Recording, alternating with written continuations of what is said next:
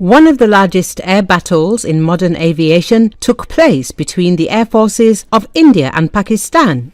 CNN reports about this. About 125 fighter jets took part in the combat clash, which fought at a distance of more than 160 kilometers. At the same time, the plane of either side did not go beyond the airspace of its country.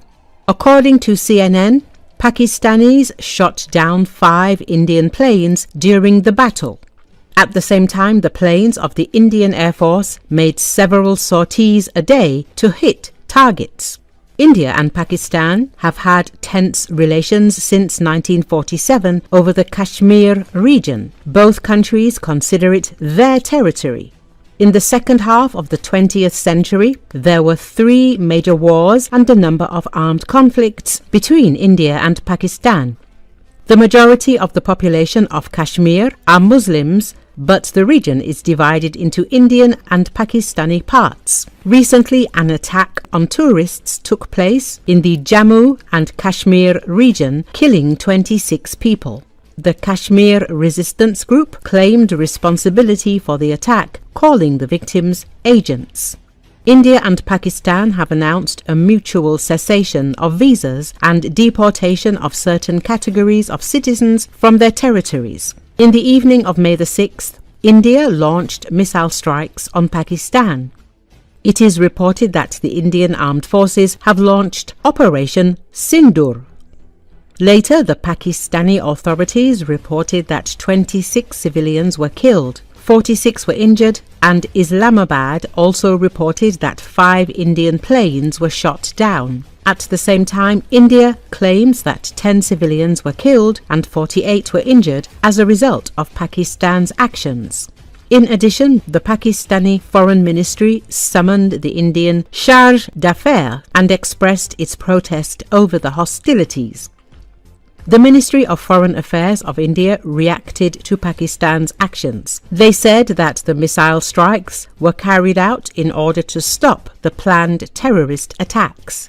The Minister of Defense of Pakistan stated that Islamabad will not escalate the conflict if India ceases its military operation.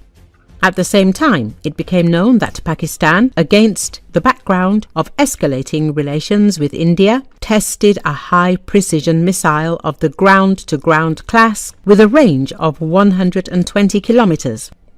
In turn, India put its air forces on combat alert.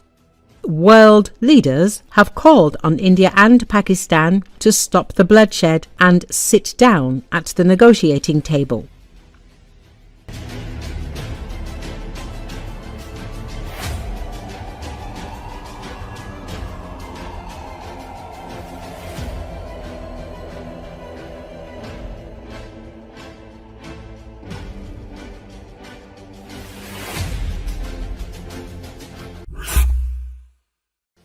It has been released footage of Indian Rafale fighter jet being shot down by Pakistani army. This footage confirms reports of an Indian fighter jet being shot down after releasing flares. The footage shows the jet crashing, followed by scenes of the crash site and civilian casualties.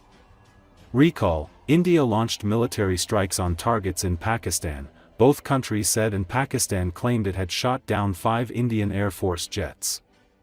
Pakistani military sources later said they shot down 5 Indian Air Force jets and 1 drone in self-defense, claiming 3 Rafale jets, sophisticated multi-role fighters made in France, were among those downed, as well as a MiG-29 and an Su-30 fighter.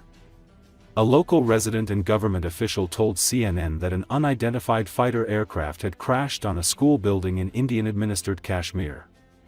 Photos published by AFP news agency showed aircraft wreckage lying in a field next to a red brick building. But it was not immediately clear from the pictures of the wreckage who the aircraft belonged to. Indian jets have previously bombed Pakistani territory following militant attacks on its soil, but Wednesday's operation is the deepest India has struck inside its neighbor since the Indo-Pakistan War of 1971, the biggest of several wars between the two countries. The situation is now obviously serious and fluid, said Fahd Humayun, an assistant professor of political science at Tufts University.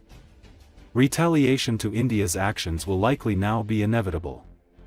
Along the line of control, which divides the disputed Jammu and Kashmir region into two territories, the rival armies continued cross-border fire. The escalation between the nuclear-armed neighbors comes in the wake of an April 22 attack in Pahalgam, Indian-administered Kashmir, in which 26 people were killed. India blamed Pakistan for the attack, claiming there were cross-border links. Pakistan denied that it had anything to do with the killings.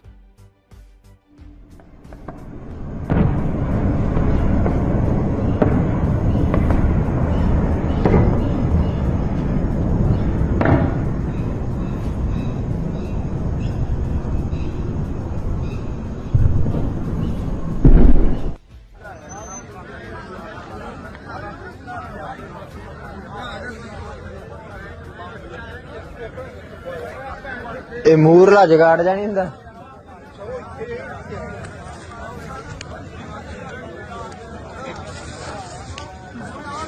ਇਹ ਭੈਣ ਦੀ ਭੈਣ ਦਾ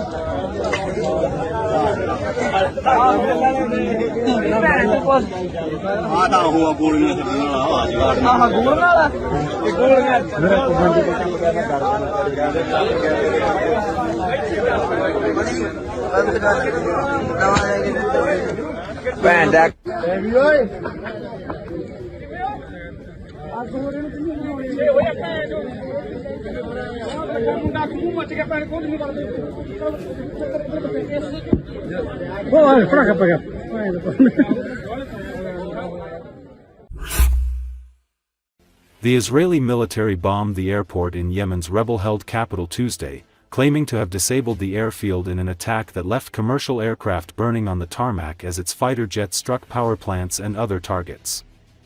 According to Associated Press, the rare daytime attack on Sana'a, held by Yemen's Iranian-backed Houthi rebels since 2014, came as part of a second day of Israeli airstrikes in response to a Houthi ballistic missile striking the grounds of Ben Gurion International Airport near Tel Aviv. The Houthis described the Israeli attacks as killing at least 7 people and wounding 74 others over 2 days.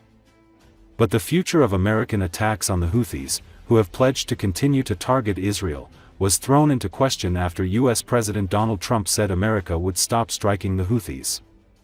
Trump described the rebels as having capitulated and agreed to stop targeting shipping in the Red Sea, though the rebels did not specifically acknowledge such a pledge.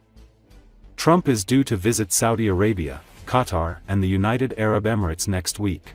Yemen's Houthi rebels are assessing after these devastating Israeli airstrikes hit Sana'a International Airport and Yemen's rebel-held capital, and they're also trying to determine where they are in this new reality, with the Americans and the Omanis saying that the Houthis agreed to a ceasefire with the Americans. Now, first, the airport, the devastation is pretty intense there after the Israeli strikes.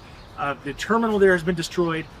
3 aircraft belonging to Yemenia Airways, the Yemen state carrier, have been destroyed, and a 4th only escaped because it was already on its way to Amman, Jordan, with commercial passengers. Now, the Houthis say that some $500 million of damage has been done at the airport and that it is shut down for the time being. Meanwhile, the Houthis are still trying to assess what to do after U.S. President Donald Trump surprisingly announced this ceasefire between the Americans and the Houthis, saying that the rebels had capitulated after strikes that had been going on since March 15th. Now, the Houthis still haven't really acknowledged agreeing to the ceasefire, but one thing that's interesting is that they continue their rhetoric against Israel. The Houthis have been launching these attacks at sea over the Israel-Hamas war in the Gaza Strip and the fact that aid has been blocked from going into Gaza. So with the Americans pulling back apparently in these strikes, it sets up Trump to possibly come into the Middle East for this trip to Saudi Arabia, Qatar, and the United Arab Emirates next week without any sort of threat of a Houthi attack. But it leaves the Israelis, who have just struck the Houthis, possibly out in the cold, and the Houthis are still threatening them. So there could be more attacks that could draw in those countries, the United States, and perhaps the entire region if they continue.